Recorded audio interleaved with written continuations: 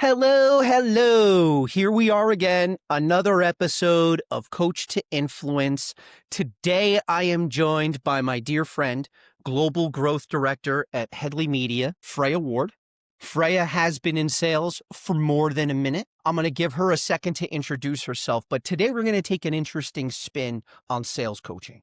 For those of you that know me, you know that in the past I've done some podcasts on sales and marketing alignment, and that's what we're going to dig in today. I've been in sales for more than a minute. My relationships with marketing, I prefer to be symbiotic and lockstep, but a lot of sellers don't know what that means, don't know how to get there. And so today, Freya is going to talk about some of the tips and tricks that a lot of young sellers, and especially their even younger sales leaders, are facing to create the dynamic you need with your marketing counterparts to truly succeed. Because if you're not in sync with your marketing team, you will sink. So, Freya, the floor is yours. Let everybody know how awesome you are.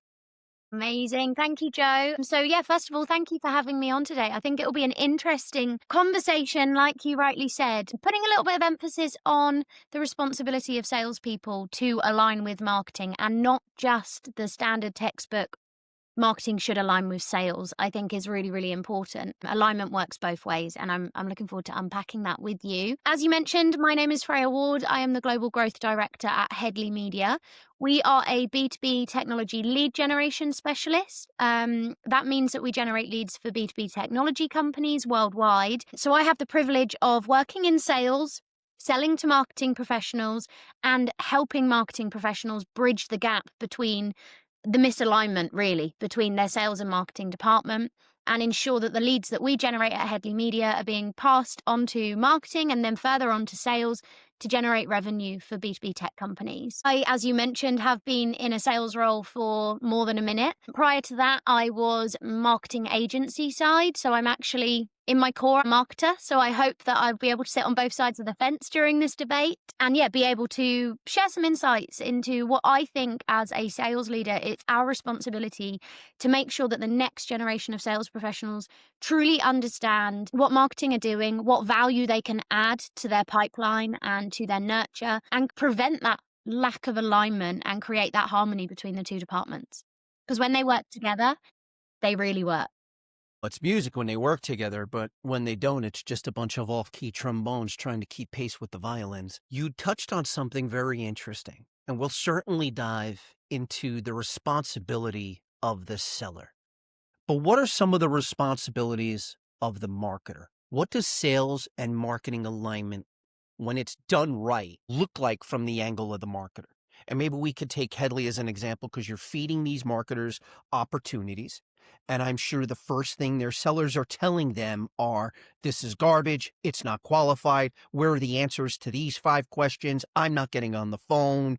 So I'd love to hear from somebody who has that marketer's hat on first and foremost, what good alignment looks like from the marketing side. Maybe we could take this spin of the responsibility of the marketer and the responsibility of the seller. Because the marketers tend to come a bit more polished and refined. They know their role, even younger marketers. That's never the case with sales.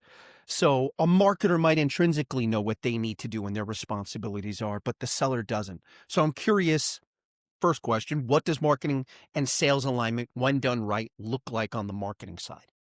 It's a really good question, and I think it's a great place to start. So from my experience, sales and marketing alignment, when it's done properly, they speak the same language. And I think often there is a breakdown in definition, MQLs. You go into any business, and if you don't understand what an MQL and an SQL means more than it's a marketing lead, it's a sales lead. If you don't understand actually the intricacies of what that means inside of that unique business and unique department, then you don't know anything. From a marketer's perspective, alignment looks like they understand exactly what's going to happen next, what the salesperson is going to do with the leads. It comes down to definition of an MQL and SQL, all the different stages that you might have in between. Audience definition, so the ideal customer profile. It's a marketing department and a marketing professional's responsibility to truly understand their target audience, who they are, the demographics, what their signals are, what suggests that they are at a certain stage in the market,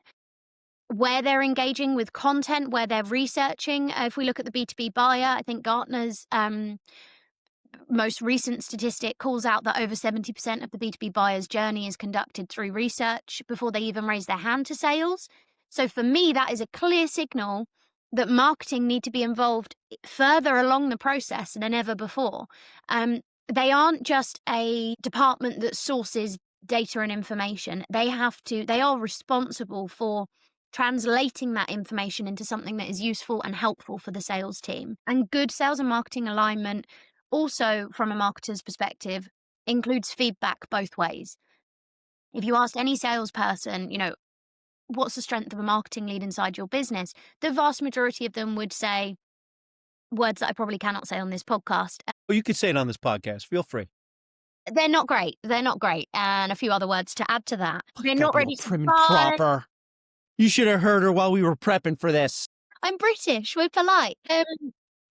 Often the feedback from sales on marketing leads is they're not in the market to buy. They don't know who we are. We call it lead amnesia at Headley Media. This is no, I didn't download your white paper. I've Yeah, never I saw your post on that the other day. Exactly. Okay, it wasn't how do you drive that value when they're not going to remember you?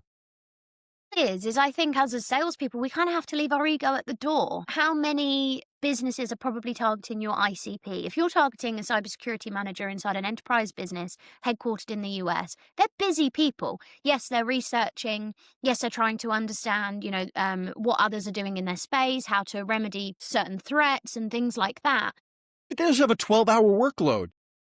Well, exactly. And they're mission critical. So if you go in on the assumption that any lead that's passed over from marketing, well, first of all, one of my favorite quotes is not all leads are equal. So if you assume that anybody that's consumed your content or any lead that's been passed over from marketing is ready to have a sales call with you and they're ready to open their wallet and purchase your solution, and you're not taking into account the actual value of your solution, the average sales cycle that it takes to convert, B2B tech companies, you're selling a 1.2 mil solution, you're trying to displace a competitor, you're looking at 12, 18, 24 months as a sales cycle, if you're lucky. So if you're basing the success or the accuracy or the quality of a marketing lead that has only consumed 2, 3, 4 pieces of content and raised their hand to learn more about your business, you're going in and you're trying to close them at that point, you're wild. Dead on arrival. That's not how it works. Whereas if you are taking into account all of the signals, all of the intelligence that marketing have sourced around that individual or those multiple contacts inside of a key account, and you're applying intelligence to that and you're aiding them and supporting these leads on their research journey, then sure, when it comes to the point of evaluating suppliers and vendors for your solution, you're going to be one of their go-tos because you have been trusted, you've built a rapport, you've built a relationship. If you just go in and expect them to sign on the dotted line, if I could generate leads that are sales ready like that, I wouldn't be You wouldn't be talking to me. Wouldn't be talking. If you did, be talking from the back of your Bentley. Exactly. Little tiara on. I know how you Brits go. You love your tiaras. And it's funny you say that because as I led teams, especially when we had a strong marketing function, I put the onus on them of they're not ready to buy. Figure out why. Go have a conversation and figure out why. Why are they here? You have to answer 5 whys for me. Why are they here? Why are they looking? Why are they concerned? Yeah. Exactly that. And if you can unpack that, if you can further qualify the lead, and when I say qualify, I don't mean are they the right decision maker? Because you don't need to do that early on in the stages. No, you know by no. their job title, You have to qualify the pain.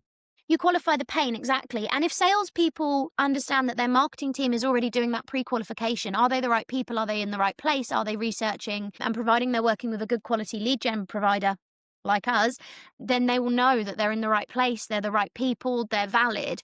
Salespeople do not take the opportunity for the first conversation with one of these leads to be, did you download our white paper? Why are you requalifying their actions when instead you can qualify them around their pain point? You downloaded this white paper, and when IT managers consume this kind of content from us, they're often dealing with XYZ challenge. Does that feel similar to you? Excellent. Well, something that we're able to do is provide you with more content that talks about X, Y, and Z. This is a progressive conversation. We call this approach qualified outbound at Headley Media. The reason we call it qualified outbound and not MQLs is because MQLs have a poor reputation, because MQLs have often been mistreated, mishandled, miscommunicated. If you call it marketing professionals, I urge to call them qualified outbound because you're speaking sales language. So when a salesperson receives a lead that's qualified outbound, and we actually surveyed a load of salespeople and we asked them, if someone says to you, this is a qualified outbound lead, what does it mean? And they said, well, it meets my ICP and I have to do something. I have to be proactive because it's outbound. They're not filling out a contact us form on our website and waiting at home patiently for me to call them. And instead, they've already been pre-qualified by our marketing department. They're the right people. They're in the right place. They're researching the right solutions. And my responsibility as a salesperson is to handle them as an outbound lead. What salesperson doesn't want warm, engaged, and accurate data that is actively consuming content that relates to your product and your solution with all of that intelligence versus someone on a list somewhere that may exist? Yeah, it's funny. I've always taken that same approach too. And I'm going to steal that sales qualified outbound. Somebody handed you a note card and said, this guy is qualified or outbound qualified. You're going to be excited instead of here's a list of your MQLs from Tuesday. Okay. But maybe we could use that to heighten why there's the need for that alignment between sales and marketing, because a lot of organizations, there's the disconnect between what is qualified to a seller and what is qualified to a marketer. And I could talk for days on the conversations that you need to have, but nobody's here to see me for it. So I'd love your thoughts on steps that sellers and sales leaders can take to ensure that when they get that qualified outbound lead or they're getting the initial, those initial interactions, those initial semi-qualified prospects, what can they do? What can they do to ensure that perhaps other criteria are met, or that there is that finer definition, that more line definition? So I'd love your thoughts on the steps that sellers and their leaders can take to work with marketing to ensure that lockstep, because then when it's there, there's that trust that comes into the lead when you receive it. Okay, this person and I have had conversations around what I consider to be viable and worthy of that first conversation. Now that I know I have it, I'm there, I can dial it. But how do you get there?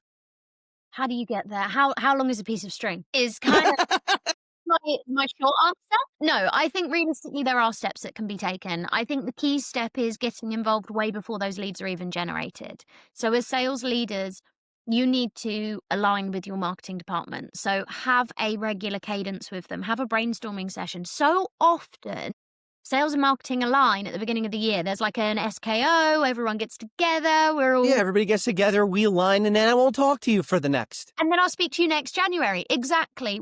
Or I'll speak to you in September when I tell you that your leads are crap, nothing's converting. Our SDRs aren't focusing on marketing leads. Instead, they're just focused on outbound, or they're just focused on some other solution that we've come up with. And that feedback is completely broken down. So have the SKO, have that beautiful harmony when everyone's singing from the same hymn sheet and we're working towards the same revenue goals. But don't go away from that and not connect with marketing again. It starts from the top. Sales leaders align with your marketing leaders. Sit down, do a brainstorming workshop, hash it out, be honest, be open. The cultural shift that needs to happen in order to ensure that there's continuous alignment starts from the top. Sales leaders and sales coaches work with your SDRs. Give them access to the marketing department. Let them speak with the marketing professionals and understand, okay, well, if somebody downloaded this piece of content, what was that piece of content created for? Is it a bottom of the funnel, mid funnel, top funnel? That doesn't mean you have to know the piece of content, word for word. You didn't create it, but get familiar with the sales enablement pieces that your marketing department have created, because marketing people are really smart. They've done a lot of research. They are cautious by nature. So everything is intentional by a marketing professional. Be that the imagery that's used for sales enablement pieces, that could be the language that's being used, it could be the messaging, it could be so many different things. It's all intentional. They're super smart. Tap into that. Speak to them. speak to the marketing professionals, what pieces of content have we got in rotation, and the leads that you're delivering to me, how can you apply that intelligence to the leads? If they're downloading a pricing guide, it suggests that they're further down the funnel. So how should I handle those leads? Where are they in their journey? It's difficult as salespeople because we are great at sales and we want to know it all and we want to be in control of the entire relationship.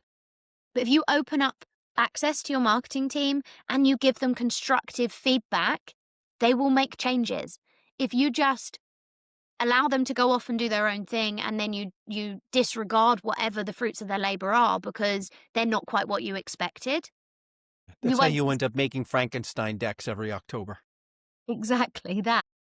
And you hit on great points. The only thing I want to add, and this has worked like a charm for 20 years now, a weekly meeting, a bi-monthly meeting. Sit with your marketers. What are you working on and why? Here's what we're facing. Align when those new docs are coming out, when those new case studies, when the new research is being conducted, because you will allow them to provide you with more of what you need. Exactly that. I think there's also been, there was this really smart initiative that came out a few years ago. Loads of businesses jumped on it where it was like, let's make it RevOps, or let's make it GTM teams, or we're just calling something, a It's all the problem. same thing. It's all sales, it's marketing, it's ops, it's success. You could put all the lipstick on that pig you want, but at the end of the day, it's still going to oink. Exactly that. And I think it's so important that actually it's similar to the MQL debate. MQLs aren't dead. It's not the tactics' fault. It's the way that we brand it. It's the way that we disregard it. It's the way that we handle it, or we don't actually communicate what it is. So to your point, can call your team or your department whatever you want to call it. I'm a global growth director. I'm a salesperson. I'm a global sales director, but I'm a growth director because I look after both our sales and marketing department. And as a salesperson, I found that selling to marketing professionals under the job title of global sales director doesn't get you much access. But you come in as a global growth director and it's like, oh, okay, maybe we could work together. Maybe we could collaborate. Maybe you're not going to try and sell to me and sell to me hard. Little do they know. Little do they know I am a wolf in sheep's clothing. No, I'm only joking. But No, she's not. I've been bitten a few times. She's not joking. But I really do think alignment, continuous feedback, marketing departments aren't asking for much, but if you set them up for success, they're feeding directly into your success. Repeat that, please. Please repeat that. Because there are sellers out here that do not acknowledge the fact that marketers are your friends. They are. You work for the same company. Your success is tied into their success. Sellers fail to recognize that when they don't hit their numbers, the marketer is getting the axe before you ever. Exactly. So support them. And it is amazing what difference you will see. Something that we do at Headley as like a campaign kickoff situation is when we have clients, we spend a lot of time setting expectations that we generate marketing-ready leads. We don't sell sales-ready opportunities. We're really clear and transparent about that, and why content syndication and lead generation through a third party like Headley Media is often it often carries a bad reputation is because there are other sellers in my space that work at competitors that aren't setting those expectations, and they're going, yeah, we can get you sales-ready opportunities. They're looking at the short-term gain, whereas I look at a long-term relationship, and expectation setting is a big part of that. Now, we will always have some clients that want sales-ready opportunities, or they want as close as they can get to sales-ready opportunities. So we'll work really closely with them in setting expectations. And in those instances, we book in a workshop, and it's a campaign kickoff workshop, and it is ask for access. So I'm working with marketing professionals. I ask them for access to their SDRs, to their sales leaders, to whoever is handling the leads that we generate. We get them all in a room, physically or on Teams or Zoom or whatever video platform. We show them where the leads are generated. We show them the websites that the leads are generated on. We talk them through the process. We talk them through best practices. We add in profiling questions that talk about the lead's challenge or concern or pain point. We talk about the content, the reason the content was developed, how it can aid them how it can aid the salespeople when formulating a conversation with these leads that we're delivering. When we do that, the success is much more significant than when we don't. When we do that, the SDRs get off the call and they're like, okay, cool. I can't wait for the leads to come through. I'm going to reach out to them, use multi-channel approach. I'm going to, engage them in all these different ways. We then have regular cadences and feedbacks where the SDRs can sit and bitch about the leads to me and say, this person said they didn't download, and I can coach them and guide them through. Stop requalifying them. They did download. Be comfortable in the knowledge that, yes, they've consumed your content, and instead progress the conversation. By doing this, yes, we support the marketing people that we're selling to, but we help them speak sales. And what I mean by that is I'm a salesperson, they're a salesperson. We can hash it out. I can explain exactly what it is that their company are buying from us and how best to nurture them. And when we get that buy-in, it's magic. The expectation has lowered. They're not looking to close deals inside of a month or a quarter. Instead, they're looking at the validity of the leads, the quality of the data. Is this someone inside an account I've been trying to engage for ages? And have I managed to get one step closer to building a relationship with them and building a rapport? This is what should be being done by sales leaders inside of businesses to help the marketing department gain alignment. Yeah, and really, at the end of the day, it's nothing exotic. You hit the nail on a few times. It's as simple as communication. I'm going to Slack and save the day. Yeah, absolutely. So often the departments work in they work in silos and they work independently of one another. And it is that they shouldn't be competing. I think there's an elephant in the room that we need to address, which is attribution. So as a salesperson, if you convert a lead that's been sourced by marketing into a sales opportunity, does it feel like less of a sell for you? Asking you, Joe. Do No, you feel not at like all. you didn't achieve as much as if you just found that business card in the wind and you picked it up and you called? Oh, I'm lazy as a seller. I love the fact that somebody brought me a deal and I didn't have to do jack for it. I mean, yeah, okay. Wow, this apple just fell off the tree. I don't have to climb it. Take that every day of the week and twice on Wednesdays. And that's how the attitude should be. More often than not, I don't think that is the attitude. I think often the attitude is a case of, this is a marketing lead. I didn't do the groundwork. I didn't do anything. I don't know anything. They didn't do their research because, again, they're not having conversations. But you know what's funny is I feel like a lot of that now is being corrected. And I think this is a great way the industry has changed for sellers because a lot of organizations, and you would mention this, the SDR function is now owned by marketing. So sellers are getting that first dive into sales from the prism of a sales of a marketer. I'm a big fan of it. A few orgs that I've built out, especially SDR orgs, first 90 days, you don't answer to sales on anything. You're going to sit there, you're a marketer, and you're going to learn how to take what you've learned and apply it to the conversations that you have. But in the process, you're going to see why things are built, how they're built, where they're used, when they're used, so that you can effectively use them as well, or even better, effectively guide marketing as to why it won't work or what you need for it to be more effective. And it all starts and ends with communication. Sorry to the listeners out there that are looking for something exotic. It's as simple as, hello, marketer. I'm a dumbass. Help me. And for the marketers out there, what I've told teams for years, talk to your sellers like they're 6. They are your 6-year-old child or niece or nephew. Implant the idea as if it's their own, and you will have a champion for life. Something that we do at Headley within my department, within the sales and marketing department, is onboarding for every individual. I don't care if you're an SEO and content marketing manager or if you are an SDR or you are a senior account director.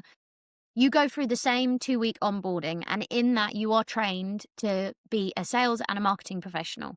You're both. It's the exact same process. You shadow the same volume of calls, you sit in the same sort of meetings, you do the same tasks. And by doing that, you immediately come in on a level playing field. You come in on the same volume of training, the same aspects of the training that are so vitally important to understand that, yeah, marketing are your friends. Sales are your friends, depending on, which department you're going to be working within. And you get that exposure to so many other individuals within the business, We also It's have like the Marines. Everybody's a rifleman first. Everybody, no, but it like laugh, but everybody's trained on 2 skills. It's skills that are universal that everybody can apply at another time. But in the interim, go out and be a drummer. Go out and be a rifleman. Go out and drive a tank. So I love that approach you guys are taking because everybody has that marketing spice that's part of their corporate DNA because it's the first things they were exposed to. Same thing with sales. I think it's brilliant. Do you know what? If I was a green SDR and I was coming into a sales role for the first time, I would approach it. Listen up, green SDRs. This is effing gold. Continue, please. I would approach it by doing a bit of research online, finding some free marketing courses and taking them. There are a wealth of online courses, online information. Like, take it back. Go to the Principles of Marketing 101. The B2B buyer is evolving. It's changing. It's different, sadly, to when you and I were green, Joe, right? Oh, I It's miss so those days. different. It doesn't mean cold calling is dead. There is such a place for cold calling, but it means that there are more opportunities to sell than ever before. There are more ways that you can sell than ever before. LinkedIn, building your social selling profile and platform, community channels, building connections and networks through that. As a salesperson, just simply staying in the core traditional sales niche, you'll expire. You have to evolve Fairly quickly, too. very quickly, if not already. So let's talk some pragmatic things outside of an SDR who's going to take some marketing, get some marketing knowledge under their belt, which we both know as well. SDRs, I say, would do that. A seller, probably not. But for the new SDRs out there, outside of taking the time and learning about the role of their colleagues, what are some steps you suggest that they take so that they can at least align with their peers in marketing? Learn about the definitions. So you do the external marketing, and I'm talking like an hour course. I'm not talking like, don't get yourself a marketing diploma. You don't need it. You're not going, unless you're going to work in marketing, unless you want to be a really good seller in the future. But spend that maybe 1 hour just learning about it. And then I would go internally, speak to your marketing department and ask them in no uncertain terms, treat me like a 6-year-old and explain what an MQL is. Explain what our lead scoring system is. Explain the wealth of content that we've got and why it was created. Like you said earlier, Joe, the why is really, really important there.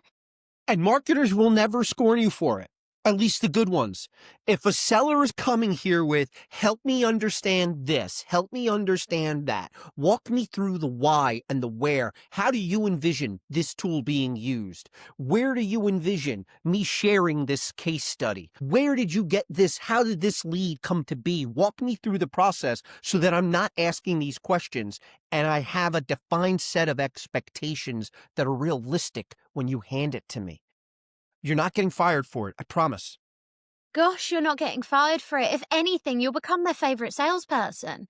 You'll become their favorite SDR. Like, who, as a little tiny marketer inside of me, is like, yes, please. If we all ask these questions, if we had, what a dream for a marketer. What an absolute dream, especially a marketer that's feeding into a RevOps department or feeding into a GTM team or has now got revenue goals against them.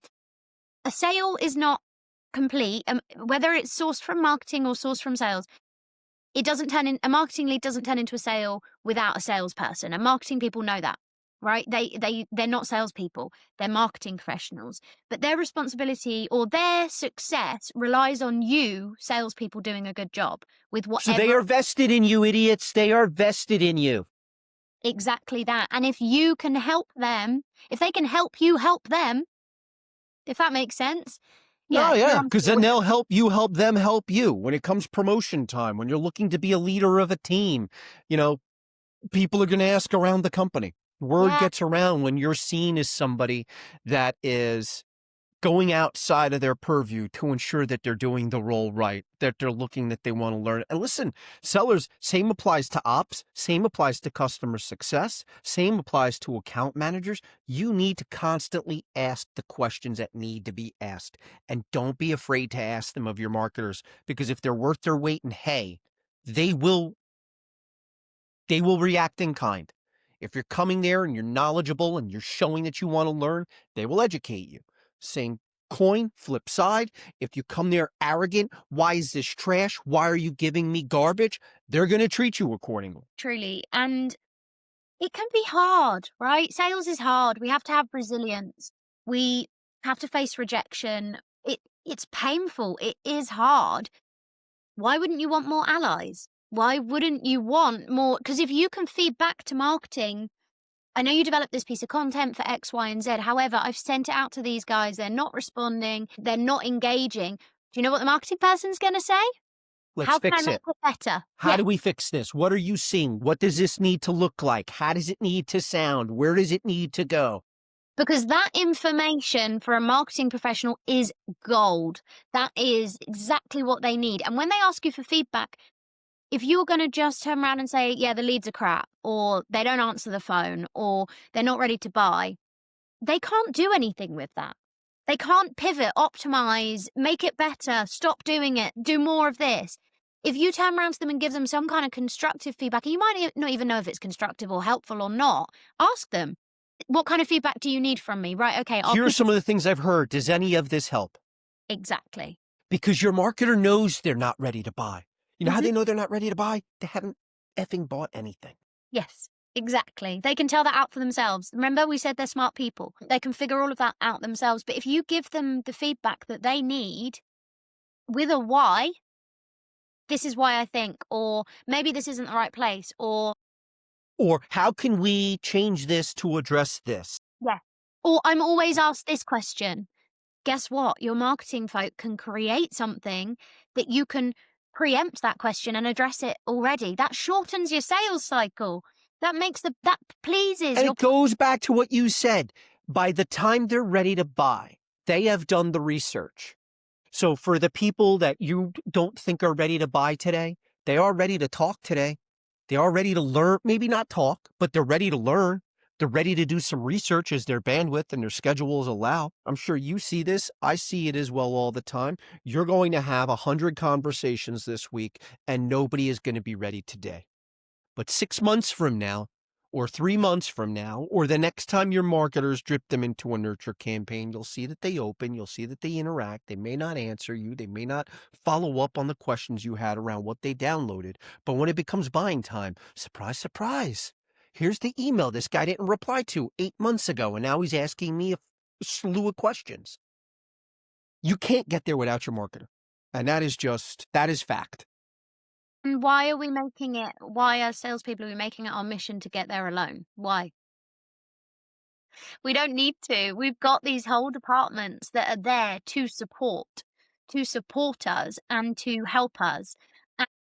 Help you get the lead, help you foster the lead, help you nurture the lead, help you close the lead, help you get references from the lead, help you get referrals from the lead. Again, and I'm long in the tooth, and I've been selling for 33 years. So if I'm saying you need to align with marketing, it's because I know what it's like to do it right, and I certainly know what wrong looks like.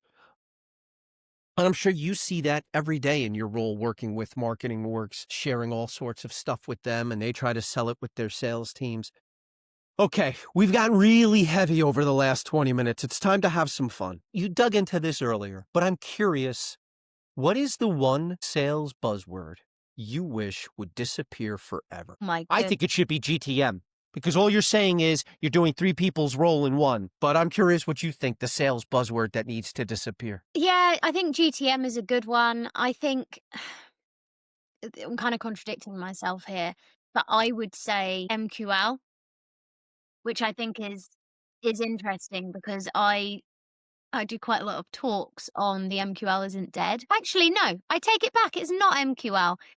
Can we stop arranging funerals for things in the sense of for buzzwords and for tactics and for approaches? Like cold calling is dead. MQLs are dead. Like why does nothing died.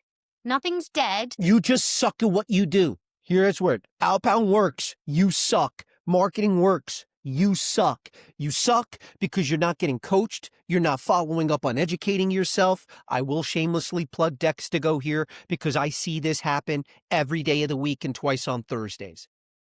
The lead doesn't suck. Your approach sucks. Yes. Your dedication to refining your craft sucks. The investment you're putting in your education sucks.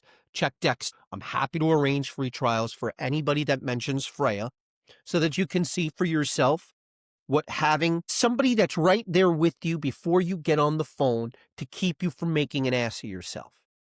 Because you won't always have marketing. You won't always have your seller, your sales leader. You won't always have all those little tools. You at one point are going to have to pick up a phone, pull up the bootstraps, and have a conversation. Okay, so your buzzword is there should be no buzzwords. We should stop funerals. I agree with that. Let's have a funeral for funerals of buzzwords. Just think, let's stop complaining about blaming all the things. Like you said, roll up your sleeves, get involved. What's the definition of insanity? Doing the same thing and expecting a different outcome, right? Built 21 sales orgs. It was never perfect.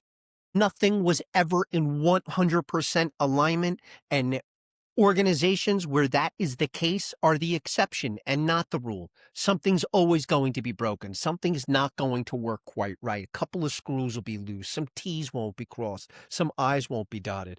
But it comes back to everything we've spoken about. Simple communication. Simple communication solves all woes, or at least puts you in the position to get them solved. So your marketing isn't broken. You're broken when you're not sharing with marketing what you need to get your job done. Outbound isn't broken. You're just not picking up the phone. I had this conversation with somebody the other day. Hey, man, you know how tough it is to get on a phone? No. You know why I don't know how tough it is to get on a phone? Because I only have 150,000 hours of talk time. Kids today, I think, have it easy. Because you make 100 dials, 90 people don't even touch it. Of the 10 that pick up, 8 of the numbers are wrong, or there's no interest, or they don't know you, you're off the phone in 10 seconds, and you have those 1 or 2 good conversations. Smart sellers lean on the 2 conversations. They don't care about the other 98. In my day, you had to make 400 dials. You spoke to 200 people. Most of these people took these calls to tell you that you suck. So I think we had said, or like, sellers can't even begin to fathom how easy it is today. Favorite song before you have a pitch or a demo? What's your go-to song? I would say actually something quite mellow. I'm a stand and dial kind of person. I love a sit stand desk. That's how I get my energy when I'm in a conversation. But I would say something quite chill, something quite mellow. Don't know what this says about my character. Maybe Radiohead is sort of my hype song. I guess most people, I'm in a pink top, they probably expect like Taylor Swift or something like that. But no, that's not my vibe. I would go something more chilled, maybe Radiohead or some kind of unsigned Australian indie band. That is so far from what I thought, and I'm not saying it because I don't want to get crucified. I won't ask. Right? I'll say it. I had you at Spice Girls. Did you? Well, is that the British side of it? That's the British side of it, and the fact that I'm, dumb American bloke who doesn't know any better. Do you know what? Maybe I should try it. I will try it. I've got a pitch this afternoon. I'm going to listen to Spice Girls beforehand. Fontana, I just lost a $500,000 deal, you jerk. The Spice Girls? I'll be all over the place. I'll be like, it'll be the most erratic pitch ever. My goodness, please record that. I want to see a post Spice Girls pitch go off. See how many lyrics I can get into the pitch as well. AI in sales, lifesaver, threat, or just hype? Threat, because people are misusing it. Because people think it can replace sales, and they think it. Why? AI bot has replaced me this entire call. Joe's in the corner. He's cooking chicken. He's having a break. Bebop boop borp. You don't tell all the M dashes in between my words? Because people are misusing. Absolute hero for sales if you use it as an assist, a co-pilot, a research, an admin, a proofer, an optimizer. An enhancement? Yeah. Let's talk about the fact that should replace nothing and enhance everything. I've had conversations a lot around this recently.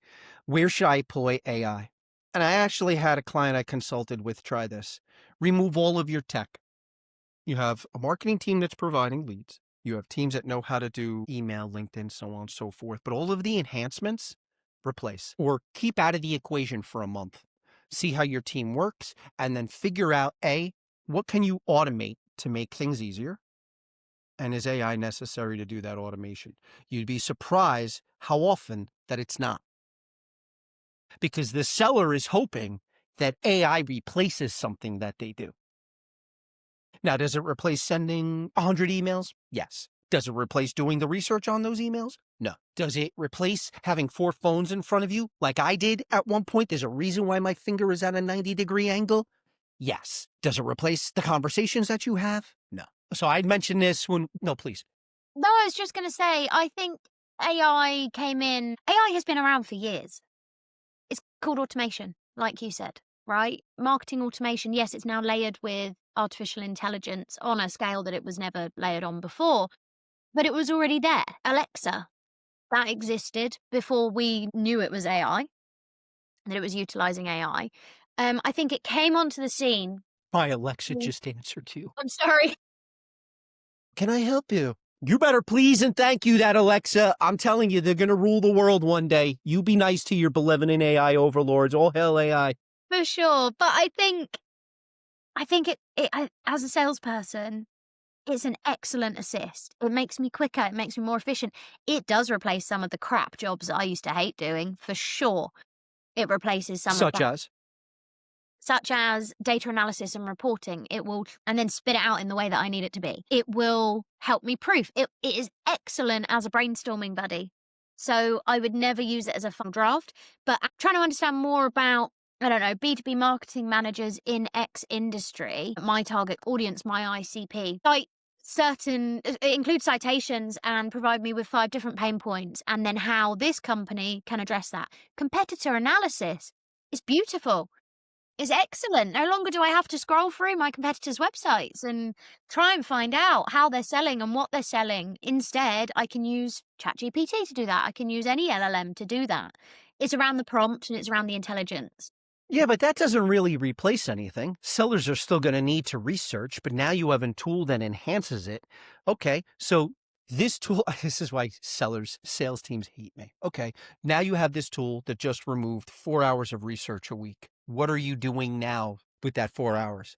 Yeah, exactly. Selling. Get your feet off the desk. Wrong answer. Yeah, exactly. But it does. I think it's enhanced. So I would say it's a positive. I think it's a threat when people become replaceable by AI. And what I mean by that is when people aren't doing the over and above, they're not doing the thing in their role as a salesperson that makes them a salesperson. They're not picking up the phone. They're not building connections. They're not building rapport. They're not doing all of the things that make them irreplaceable by AI. If you are replaceable by AI, it's because you're not doing. You suck. Ooh, excuse me. What's that? No, but it's true though. I mean, if AI is your crutch, well, here's the thing. AI can either be a crutch or it could be your wheelchair.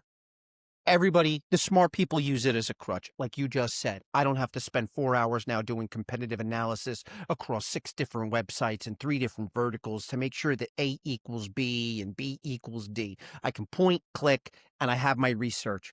Or at least something that I know to be 95% accurate. And I can now spend an hour verifying instead of 5 hours building.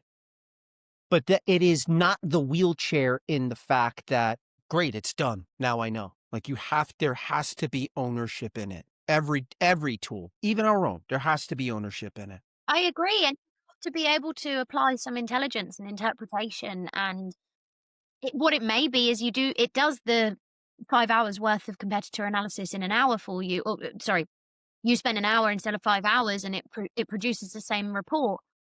You then have to look at that and go, okay, what's interesting about this? Right, let me go and verify that on the website.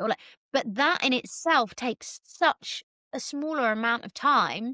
Yeah. And the other 4 hours, you can be selling. You can be selling. Verify this report or build it from scratch. I'd rather spend an hour verifying the report. And I don't like the term artificial intelligence. I like automated intelligence. Yeah, I agree. The only one artificial is the person using it that doesn't have the intelligence to begin with. That's my story. I'm sticking to it. Freya, most important question. This is the one I've been waiting to ask all day. Who was playing you in the movie of your sales career? Oh my goodness. Okay, so who is playing me? I think the person that's playing me. Please tell them what you told me earlier. So before we started, I suggested Emma Stone. I also think Sporty Spice, just because of the blonde hair and the British thing. But that is ignorant Americana talking. But I loved your answer. Tell them. Joe is The Rock, Dwayne The Johnson. Rock! Can you smell what Freya's cooking? The reason being is You're the people's seller? You're going to smack those jabronis down? I think no, I'm using the things from The Rock. I know I'm using wrestler Rock and not all polished and prim and proper Dwayne Johnson. But please, why The Rock? but I think The Rock is versatile, or Dwayne Johnson is versatile, whichever one you wanna use. I think I probably surprised people. I've surprised you in this conversation. There's many different layers and levels to me as both a professional and an individual, and I think it would be fun to watch. Nice. No wrestler poses? None of that? Too professional for I that? honestly, I think I would say Dwayne Johnson, The Rock, because it's unsuspecting. I progressed quite quickly in my career from quite a young age into quite a senior role, and I always kinda had to be in a re I cut my teeth in marketing in the electronics field, so I was always kind of the odd one out in the room. I was the one that didn't sort of mix in with the crowd. It was all kind of, um, senior folk that had been in their role for a long time. It was very male dominated. It was, all from an engineering and electronics background that had then moved into marketing. And there I was, 19-year-old, blonde, British, in a pink top in that room. So quite You should change unassuming. that top. It's been a minute after night. It's lived a life, this top. It But has. maybe this top should play me. But always kind of slightly out of place in that room, but I earned my stripes. And once I got over the fact that I wasn't the stereotypical account director at the time in that industry, in that role, in that place, my voice was heard. And yeah, I think unassuming. Nice. The Rock. I like that. So everybody's like, oh, this famous, witty, young-looking, pretty actor. I like that. The Rock. Can you smell what Freya's cooking? If not, follow her on LinkedIn. I mean, her last 3 or 4 posts are extremely insightful. I follow her regularly. She knows what she's talking about. She's got it beat. You can dance to it. And now we know that she is the people's seller, as The Rock used to say. Freya, I can't thank you enough for taking the time to laugh, as well as sharing some important insights that sellers need, especially the sellers that are starting out today that are not ingrained into marketing first. I like that the industry is moving towards SDRs being in marketing because you are creating a more fully fleshed out employee. And to be honest with you, some of the greatest marketers I ever worked with failed as sellers on my own team. And not because they weren't any good at sales, it was because they were better at marketing. Mhm. So I think giving those SDRs the chance to fully flourish as often and as early as possible is a good thing. But I'm also super grateful that you shared some tips and tricks for the organizations that aren't as enlightened, that aren't as providing as much of these tools to help them. So thank you, thank you, thank you. Can't wait to talk to you again. And this was awesome. Thank you so much. Thank you so much, Joe. Pleasure.